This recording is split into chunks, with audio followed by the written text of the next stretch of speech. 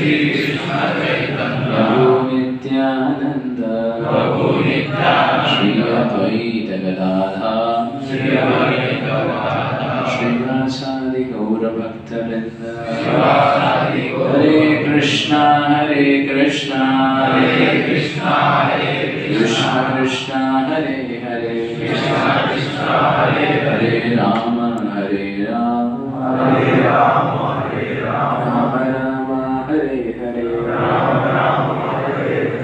मुखं करोति वाचालं पङ्गुं लङ्घयति गिरिं यत्कृपातमहं वन्दे श्रीगुरु दीननाथायनं। हरे कृष्ण। सारे उपस्थित भक्तों से मैं कृपा की याचना करूँगा कि हम भगवान के संबंध में, भक्ति के संबंध में कुछ कह सकें। और मैं आप सबका आभारी हूँ कि आप मुझे एक सेवा करने का अवसर प्रदान कर रहे हैं। तो आशा करता हूँ कि मैं कुछ कह के आपकी सेवा कर पाऊँगा। हरे कृष्ण। ओम नमो भगवते वासुदेवाय। ओम नमो भगवते वासुदेवाय। ओम नमो भगवते वासुदेवाय। ओम नमो भगवते वासुदेवाय। ओम नमो भगवते वासुदेवाय। ओम नमो भगवते वासुदेवाय। हरे कृष्ण। हरे कृष्ण। तो आज हम श्रीमद् भागवतम के अष्टम स्कंद से चर्चा करेंगे और ये बहुत ही मुख्य विषय है जिसके बारे में पूरी दुनिया चर्चा करती है। तो श्रीमद् भागवत के इस प्रसंग में बहुत ही विस्तार रूप में ये चर्चा की। तो इस दुनिया में हर व्यक्ति जो है कृपा चाहता है या कटाक्ष चाहता है। किसका? श्री जी का, लक्ष्मी का, राइट। सब चाहते हैं लक्ष्मी की कृपा हो, और लक्ष्मी की कृपा जैसे ही होगी तो पूरी तरह से विश्व में सब धनराशि, शांति, संपत्ति सब होगी। तो आज हम किस प्रकार लक्ष्मी जी समुद्र मंथन में प्रकट होती हैं और क्या लीला करती हैं, आज हम श्रवण करेंगे। क्या आप सुनना चाहेंगे? तो हम सब जानते हैं, आपने अगर सुना होगा, अष्टम स्कंद में विवरण आता है कि सुर और असुर। सुर कौन है? देवता, जो भगवान की सुर में सुर बुलाते हैं। और असुर कौन है? राक्षस। असुर देखने में सुंदर दिखते हैं परंतु बेसुर हैं। भगवान कुछ कहते हैं तो वो उल्टा करते हैं, वो है असुर, है ना। तो देवता कौन है? जो भगवान की बातों को सुन के उसका पालन करते हैं। और राक्षस कौन है? असुर कौन है? जो भगवान की बातों को सुनते हैं पर अपनी ही करते हैं। तो सुर असुर के बीच में तो सामान्यतः संग्राम होता है, परंतु यहाँ पे देखते हैं श्री विष्णु की कृपा से सुर और असुर कहते हैं हम एक कॉमन प्रोजेक्ट पे काम करेंगे। और वो कॉमन प्रोजेक्ट क्या होगा? क्षीर सागर का मंथन। क्षीर सागर में क्षीरोदक्षाय विष्णु वास करते हैं। तो समुद्र किसका है? क्षीर। क्षीर का मतलब क्या होता है? दूध। दूध का सागर। आप कभी देखे हैं? दूध का सागर है। इस दूध के सागर का मंथन होता है एक पर्वत के माध्यम से, मंदार पर्वत। और वासुकी नाग को मथने के लिए रस्सी बनाते हैं, सुर पूंछ की तरफ और असुर मुंह की तरफ, और मंथन करने लगते हैं। और सबों को पता है कि समुद्र मंथन से क्या प्राप्त होगा? अमृत। और पहले ही पैक्ट बनाया था, जब निकलेगा हम दोनों 50-50 में काम करेंगे। पर सबके मन में था पहले हम लेंगे फिर देखेंगे अगर बचेगा तो। पर देवताओं को भगवान श्री विष्णु ने कहा था देखो भाई झगड़ा नहीं करना, जैसा मैं कहूं जैसा आदेश हो वैसा ही ख्याल कर। तो लीला तो बहुत विस्तार की है, पर हम श्री जी के बारे में बात करना चाहते हैं तो फास्ट फॉरवर्ड चलेंगे। तो समुद्र मंथन होने लगा और मंथन करते करते सबसे पहले क्या निकला? जहर, हलाल। इतना शक्तिशाली जहर है कि कुछ बूंद भी काफी है इतने लोगों को खत्म करने के लिए। तो जब हलाहल बाहर निकला कोई उसके पीछे नहीं था, तो सब सोचने लगे कौन अभी इसको ग्रहण करेगा, क्योंकि अगर इसको यहीं छोड़ देंगे तो ये पूरे विश्व को जला देगा, खत्म कर देगा।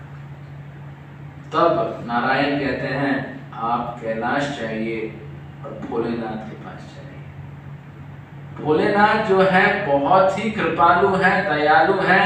किसी का दर्द उनको देख के सहन नहीं होता।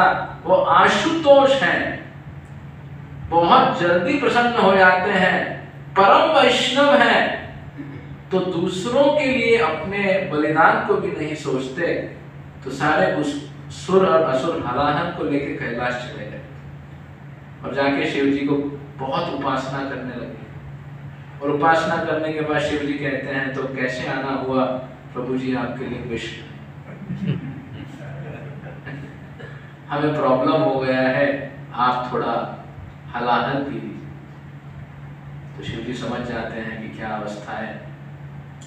तो कहते हैं शिव जी जो हैं आदर्श पति हैं, तो पत्नी से डिस्कस किए बिना कोई इंपॉर्टेंट सब्जेक्ट को करते नहीं, क्योंकि विवाह होने के बाद पति और पत्नी एक हो जाते हैं, एक टीम कृष्ण की सेवा में। तो शिव जी जाके पार्वती को कहते हैं ये पार्वती ऐसा निर्णय आया है कि मुझे हलाहल पीना है। तो पार्वती संकोच में पड़ जाती है, प्रभु ये क्या कर रहे हैं? परंतु फिर शिव जी बताते हैं देखो पार्वती, जब हम दूसरों के लिए कष्ट उठाते हैं तो श्री विष्णु और नारायण सबसे ज्यादा संतुष्ट होते हैं। उनके जो निजजन हैं, उनके जो संतान हैं, उनके भले के लिए जब हम अपने जीवन का बलिदान और समर्पण करते हैं, वो श्री विष्णु को सबसे ज्यादा प्रसन्नता देता है, कि भगवान चाहते हैं उनकी संतान आगे बढ़े। तो शिव जी कहते हैं ये मेरा परम सौभाग्य है कि मैं ये विष का पान कर पाऊंगा ताकि तीनों लोगों के लोगों का उद्धार हो। तो शिव जी जो है पूरा जो हलाहल है कट कट कट पी लेते हैं, जो पूरे विश्व को विनाश कर सकता था, और अपने कंठ में धारण कर लेते हैं। इसलिए उनका नाम क्या हुआ?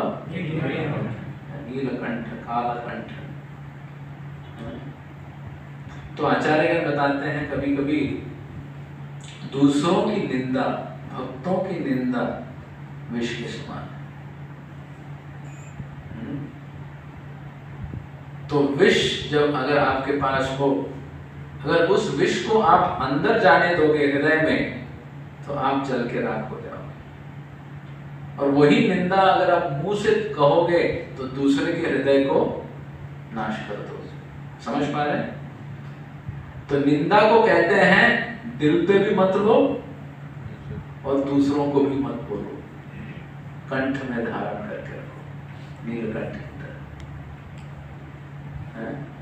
तब चलेगा। नहीं तो ये हलाहल जैसे ही आप अंदर लेंगे आप मर जाएंगे, बाहर करेंगे लोग मर जाएंगे। तो कभी भी निंदा नहीं करनी चाहिए, परंतु हमें अमृत पीना चाहिए। कौन सा अमृत? दूसरों की सराहना करना, दूसरों में अच्छे गुण देखना। आप देखेंगे अगर आप जीवन में लोगों में अच्छे गुण देखेंगे तो आपको पूरी दुनिया वैकुंठ की तरह दिखेगी। पर अगर आप लोगों में निंदा देखेंगे, अरे ये तो फालतू आदमी है, ये पेटू आदमी है, ये काम का नहीं, ये बेकार है, ये धीरे है, ये तेज है पर दिमाग नहीं है। हम हर व्यक्ति की आलोचना करते हैं, और जब आलोचना करते हैं वो उस विष को अपने हृदय में लेने के समान है। क्या होगा? हृदय जल जाएगा। तो हमें ऐसा नहीं करना चाहिए, हमें सबकी सराहना करनी चाहिए। सब में दुर्गुण तो है पर अच्छे गुण भी हैं, तो क्यों ना हम उन अच्छे गुणों के ऊपर फोकस करें, फिर अमृत का पान होगा। आप में से कितने लोग आज से अमृत पीना चाहते हैं? सब। कितने लोग विष पीना चाहते हैं? तो हमें विष पीने की आदत कम करनी पड़ेगी या खत्म करनी पड़ेगी। तो हलाहल आने के बाद फिर समुद्र मंथन करते हैं। देव असुर सोचते हैं कि भाई ठीक है, बड़ा जो अपशकुन है निकल गया। अब जब वो करते हैं तो उच्च श्रव नामक एक बहुत ही शक्तिशाली विशाल घोड़ा आता है, और जब ये घोड़ा आता है तो बलि महाराज जो असुरों के राजा थे वो कहते हैं ये मुझे चाहिए। इंद्र को भी मन था, परंतु वो विचार करते हैं कि झगड़ा नहीं करना है, और झगड़ा नहीं करना है सोच के वो बलि महाराज को लेने देते हैं। फिर दूसरी बार जब समुद्र मंथन करते हैं तो देखते हैं कि ऐरावत बाहर निकलता है, और जब ऐरावत बाहर निकलता है तो इंद्र उसको देते हैं। उसके बाद 8 हाथी बाहर निकलते हैं, वो भी दिक्पाल थे, अलग अलग मिल जाते हैं। उसके बाद सुरभि गाय समुद्र मंथन से निकलते हैं, और सारे ब्राह्मण कहते हैं ये सुरभि गाय हमें दे दीजिए। क्यों? क्योंकि दूध से क्या मिलता है? घी, और घी से क्या होता है? यज्ञ, और यज्ञ करने से क्या होता है? भगवान को संतुष्ट। जब आप भगवान को यज्ञ के माध्यम से संतुष्ट करते हैं तभी सारा ऐश्वर्य सुख शांति आती है। इसीलिए ब्राह्मण जो है यज्ञ करते हैं ताकि सबों के ऊपर संपन्नता हो। इसीलिए दूध, घी और गाय बहुत महत्वपूर्ण है। उसके बाद जब करते हैं पारिजात का पेड़ निकलता है, फिर अप्सराएं निकलती हैं। ऐसे जो है समुद्र मंथन से इतनी इतनी चीजें निकलती हैं जो हम सब जानते हैं तीनों लोगों में। और फिर एक महत्वपूर्ण घटना घटती है। जब वो समुद्र मंथन करने लगते हैं तो वहां से कौन निकलती है? लक्ष्मी, श्री। और जब लक्ष्मी जी बाहर निकलती हैं, कहते हैं लक्ष्मी जी की अगर एक नजर पड़ गई 3 लोगों में, सबकी तिजोरी भर जाएगी। तीनों लोगों में जो है, श्री जी की एक नजर पड़ गई तो सबकी तिजोरी भर जाए। तीनों लोगों का ऐश्वर्य वर्धिनी है लक्ष्मी। और जब लक्ष्मी जी आती हैं, देव दानव सब लोग उनकी सेवा में पहुंच जाते हैं। क्यों? क्योंकि उन्हीं की कृपा से तो सब कुछ मिलता है। भगवान की भक्ति भी उन्हीं के माध्यम से होती है। तो श्री जी जब आती हैं, लक्ष्मी जी जब आती हैं, सब लोग जो हैं सत्कार करते हैं। सर्वप्रथम भागवत में विचार आता है जो लक्ष्मी जी हैं उनके मन का भाव क्या है? वो सिर्फ और सिर्फ श्री नारायण की सेवा में अनुरक्त होना चाहती हैं और उनके ही आनंद के लिए उनका जीवन है। 2 बातें। लक्ष्मी जी का मन क्या है? पहली बात नारायण की सेवा, और दूसरी उनका जीवन सिर्फ नारायण को आनंद देने में है। तो प्रभुपाद जी कहते हैं ये बात आप बहुत गौर से सुन लीजिए। लक्ष्मी का मन कहाँ है? नारायण की सेवा में और उनके आनंद की पूर्ति में उनका समर्पण है। तो प्रभुपाद जी कहते हैं पर अगर आप वो लक्ष्मी को अपने भोग के लिए लगाओगे कि नारायण की सेवा में नहीं, मेरी सेवा में तुम लगो, मेरे लिए तुम समर्पित हो, तो फिर लक्ष्मी क्या करेगी? जला के राख कर देगी, क्योंकि वो सती है, पतिव्रता है। लक्ष्मी को अपनी सेवा में लगाना रावण की चेतना है। रावण जो है, सीता मई जो लक्ष्मी है, उसका अपहरण करते हैं और उसको अपने कब्जे में लेते हैं और सोचते हैं कि अब मैं उसका भोग करूंगा। और ये निर्णय करने के कारण पूरी लंका नगरी जल के राख हो जाती है, कुछ भी नहीं बचता। तो प्रभुपाद जी कहते हैं इस दुनिया में सारे दुख का कारण यही है। क्या कारण है? लक्ष्मी को नारायण की सेवा में नहीं लगा के व्यक्ति सोचता है लक्ष्मी को मैं अपने भोग और समर्पण के लिए लगाऊंगा, इसीलिए पूरी दुनिया जल रही है। हमारा समाज जल रहा है, परिवार जल रहा है, हमारा हृदय जल रहा है। संसार विषानले दिवनिशिया जले जुराइते न कोई उपाय। पूरा संसार जो है विषानले, ये दावाग्नि में जल रहा है। और अग्नि में क्यों जल रहा है? क्योंकि लक्ष्मी जो नारायण की सेवा में होनी चाहिए, उसको सब अपनी सेवा में रावण की तरह लगाना चाहते हैं। तो सोचिए क्या होगा लक्ष्मी अगर आप उस प्रकार लगाएंगे, जल के रावण हो जाएंगे।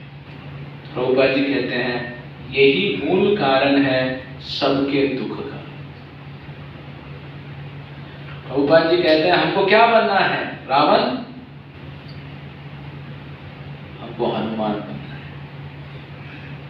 हनुमान क्या किए? सीता को पता लगाए और लक्ष्मी जी को वापस प्रभु श्री राम की सेवा में ले गए। तो प्रभुपाद जी कहते हैं कभी भी लक्ष्मी की सेवा अकेली नहीं होती, नारायण के साथ ही होती है। और फिर श्री जी जब आ जाती हैं तो उनके लिए एक सुंदर आसन बनाया जाता है।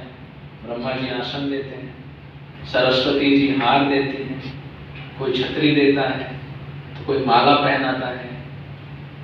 तो सब जो है एक एक उपहार लाके लक्ष्मी जी की सेवा में प्रस्तुत हो जाते हैं। और फिर सारी सुरभि गाय और ऐरावत और सारे हाथी किसमें लग जाते हैं? उनका अभिषेक में। उनको वस्त्र उनके पिता समुद्र देव देते हैं।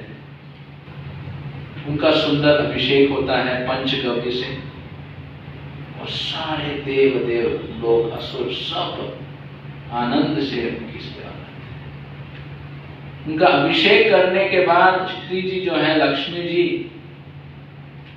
सुसज्जित हो जाती हैं और अपने हाथों में कमल की माला। लक्ष्मी जी जो है अब स्वयंवर करने वाली है, अपने पति को छूने वाली है।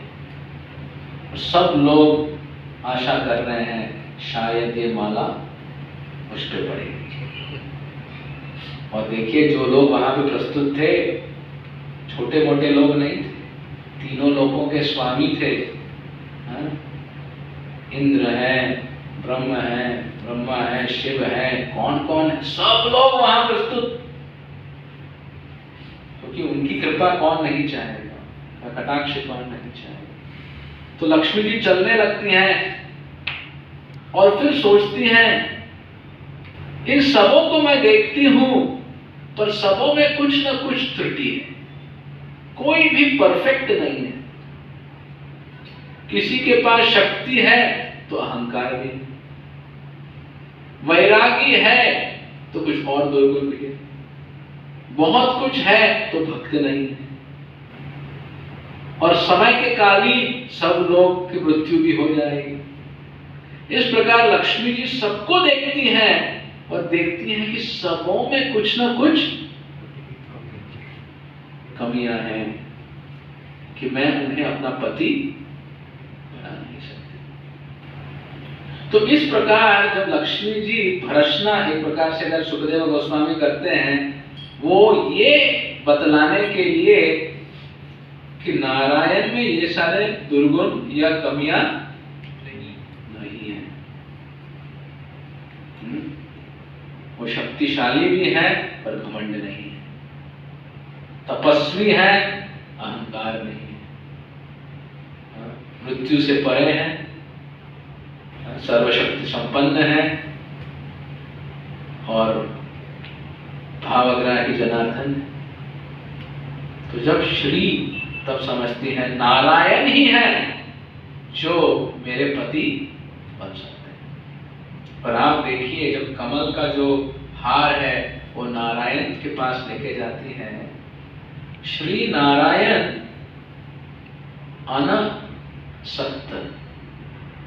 अनासक्त होके खड़े होते हैं। आत्मारामस्य मुनयो, मानिए वो ऐसे खड़े हैं कि मुझे आपकी जरूरत नहीं।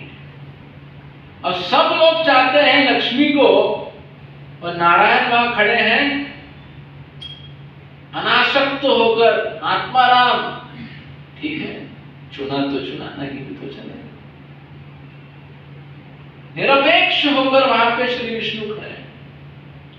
ऐसा नहीं वो एक्साइटेड है लक्ष्मी अब हमको वर देगी, माला पहनना है। क्यों?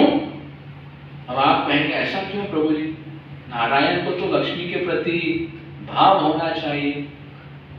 वो ये दर्शा रहे हैं कि पूरी दुनिया उनके पीछे क्यों पड़ी है कि उनका भोग कर सके, या कुछ कटाक्ष मिल सके, या कुछ ऐश्वर्य मिल सके। पर नारायण लक्ष्मी के पीछे इन सब चीजों के लिए नहीं है। लक्ष्मी कहती है हे प्रभु, मैं माला पहनाती हैं नारायण को और कहती हैं मुझे आप अपने हृदय में वास करने की जगह दे दो, मैं आपके हृदय में बस जाना चाहती हूँ। और तब नारायण जो है तथास्तु, भक्ति भाव जनार्दन है भगवान। जब लक्ष्मी हृदय में वास करने के लिए भक्ति की मांग करती है तब नारायण पिघल जाते हैं। तो भगवान सिर्फ भक्त की भक्ति की सुंदरता से ही प्रभावित होते हैं। आप समझ पा रहे हैं? भगवान भक्त की भक्ति की सुंदरता से ही प्रभावित होते हैं। आप कैसे नाच सकते हैं, गा सकते हैं, बड़ा ऐश्वर्य कमा सकते हैं, लाखों लाखों लोग आपके फॉलोअर हैं, आप ये हैं, आप वो हैं, आप ये हैं, आप वो हैं, भगवान निरपेक्ष होकर खड़े रहते हैं तो क्या? परंतु अगर आपके हृदय में भक्ति और सेवा का भाव है तो ठाकुर जी बिक जाते हैं। ये बात बता रहे हैं। और लक्ष्मी जी जो है जब भक्ति की कामना करती हैं तब क्या होता है? नारायण उनको अपने हृदय में आवास दे देते हैं कि आप यही कर रही है। और लक्ष्मी जी जो है नारायण के हृदय में स्थिर रहती है, हर समय प्रभु के चरण कमलों में सेवा। कहते हैं वैकुंठ में जब लक्ष्मी जी के बारे में विवरण आता है तो कहते हैं कि किस प्रकार वो सुंदर भाव की हैं, और उनके हाथ में, एक हाथ में क्या है? कमल, और दूसरे हाथ में क्या है? झाड़ू। लक्ष्मी जी सेवा करके नारायण की कृपा को प्राप्त करना चाहते, हर समय नारायण की सेवा में लगी रहती हैं ताकि उनकी कृपा को वो प्राप्त कर सके। ये लक्ष्मी का समर्पण है। तो प्रभुपाद जी कहते हैं अगर हमें श्री जी की कृपा चाहिए तो हमें नारायण की सेवा करनी पड़ेगी।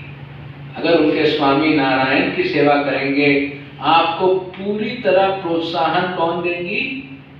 लक्ष्मी जी। शक्ति, युक्ति, बल, क्रिया सब कुछ लक्ष्मी जी देंगी, क्योंकि आप प्रभु की सेवा करना चाहते हैं। इस दुनिया में लक्ष्मी हर जगह पे चंचल है, कभी एक के पास तो कभी दूसरे के पास। कोई भी लक्ष्मी को अपने पास स्थिर करके रख नहीं पाया। कोई है? आज यहां तो कल कहां। सिर्फ एक जगह पे लक्ष्मी स्थिर है, कहां? नारायण की सेवा में चरण कमलों में। तो अगर आप लक्ष्मी जी की कृपा चाहते हो तो हमें नारायण का सेवक बनना। पर नारायण की सेवा करना चाहती हैं कि उनकी सेवा में ही समर्पित हो जाए, तो आप समझ सकते हैं लक्ष्मी जी के हृदय में सबसे बड़ी इच्छा क्या है? नारायण की सेवा। हम लक्ष्मी जी को चाहते हैं, लक्ष्मी जी नारायण को चाहती हैं। मतलब अगर हम नारायण को चाहने लगे तो वो कितनी बड़ी कृपा है। तो हमारे जीवन में हमें भी स्वयंवर करना है। अब आप बोलेंगे प्रभु जी हमारी शादी हो चुकी हमने तो चुन ली या किसी ने हमको चुन लिया, तो ठीक है, वो तो ठीक है, पर हम तो ये शरीर नहीं है, भगवान के नित्य सेवक हैं। हमें अपने जीवन में अब चुनाव लड़ना है। चुनाव का तो रिजल्ट आ गया, पर हमारे जीवन में जब तक हम चुनाव नहीं जीतेंगे तब तक हमारी तरक्की नहीं होगी। तो हमारे हृदय में हमको ये चुनाव जीतना है कि किसको मैं अपना पति बनाना चाहता हूं। जीव तो प्रकृति है, किसको मैं अपना पति बनाना चाहती हूं, कौन होंगे मेरे पति। और एक बार पति को निर्णय कर लिए तो पूरी मति उनमें लगनी चाहिए, है ना। जब विवाह हो जाता है, देखिए विवाह होने से पहले लोग हर नजारा देखते हैं, इधर भी देखते हैं उधर भी देखते हैं, क्या वो है क्या वो है। पर एक बार विवाह का यज्ञ हो गया, फिर एक दूसरे को कहीं देखने का निर्णय नहीं। पति पत्नी जो है समर्पित हो जाते हैं अब इन्हीं पे। तो उसी प्रकार भक्त को अपने जीवन में ये निर्णय करना पड़ेगा कि मैं किसको स्वयंवर करूं। हमारे लिस्ट में बहुत सारी चीजें हैं, ये जगत है, परिवार है, सोसाइटी है, मेरी तबीयत, ये वो या, और नीचे कहीं पे भगवान भी। रैंक वन में कौन है? हमारे हृदय में सबसे बड़ा टेंशन किसको लेके है कि हम सेवा नहीं कर पा रहे। नारायण की सेवा लक्ष्मी की है, इधर की है उधर की है, और नारायण कहाँ है लिस्ट में? है लिस्ट में है प्रभु जी, बट नीचे वाले नंबर पे। तो हमको निर्णय करना है कि वो नारायण को हमें नंबर 1 रैंक पे डालना है, स्वयंवर, और उन पे हमारे हृदय हमारी भक्ति को अर्पित करनी है और उनको हमारा स्वामी बनाना है, राइट। उनको हमें पति चुनना है और हमारी पूरी मति उनमें दे दी। फिर आप बोलेंगे कि फिर क्या होगा प्रभु जी, फिर लक्ष्मी की कृपा पाए। बोले वो बोनस। श्री चैतन्य महाप्रभु जब गया गए श्राद्ध अपने पिता का करने, महाप्रभु तो स्वयं कृष्ण हैं, तो ईश्वरपुरी उनके गुरु जो हैं दस्तक देते हैं और मध्याह्न के समय पहुंच जाते हैं। महाप्रभु तब जो भोजन बनाए थे और भोग लगा के अब नैवेद्य खुद स्वीकार करने ही वाले थे कि ईश्वरपुरी आ गए। मानिए आप भोजन करने ही वाले हो, मुंह से लाल टपक रही है, तब कोई दस्तक करे तो आप टेंशन में हो जाएंगे, 50-50 करना पड़ेगा, बांटना पड़ेगा। अच्छा आइटम थोड़ा निकाल लेता हूँ, टेंशन हो जाएगा ना। थोड़ा बना है, 4 लोग आ गए, तो देखिए महाप्रभु अपने गुरु के प्रति कितने समर्पित थे। जो बनाया भोजन सब अपने गुरु को सेवा करते हैं ईश्वर। और सेवा करने के बाद ईश्वरपुरी कहते हैं, हे महाप्रभु आप अपने लिए कुछ रखे नहीं? कहते हैं क्या चिंता है प्रभु, मैं तो फिर जाके कुकिंग कर लूंगा, आपकी सेवा का सौभाग्य तो मुझे हर दिन नहीं मिलता है। तो ईश्वरपुरी को भोजन परोसते हैं, उनको खिलाते हैं, उनके पैर मसाज करते हैं, और फिर उनकी सेवा करने के बाद जब वो चले जाते हैं तब महाप्रभु जो भूखे थे वो रसोई में जाते हैं। तो जब रसोई में जाते हैं तो क्या होता है? भोजन बना हुआ है। क्यों? क्योंकि लक्ष्मी जी बना चुकी है, लक्ष्मी जी ने भोजन बना दिया है। भगवान के भोजन का जो प्रबंध है, उनकी सेवा के लिए जो भी प्रबंध है, लक्ष्मी जी तत्पर है। श्री चैतन्य महाप्रभु जब दक्षिण भारत की यात्रा किए सालों साल, काल कृष्णदास के साथ महाप्रभु हर दिन निकल गए। अब थोड़ी ना महाप्रभु कुछ मैनेजमेंट किए थे भोजन का, और महाप्रभु सिर्फ जो भक्त हैं उनके यहाँ भोजन करते थे। तो कहते हैं कि हर दिन जब श्री चैतन्य महाप्रभु नृत्य करते हुए दक्षिण भारत में गए, मध्याह्न के समय कोई ब्राह्मण आके कहते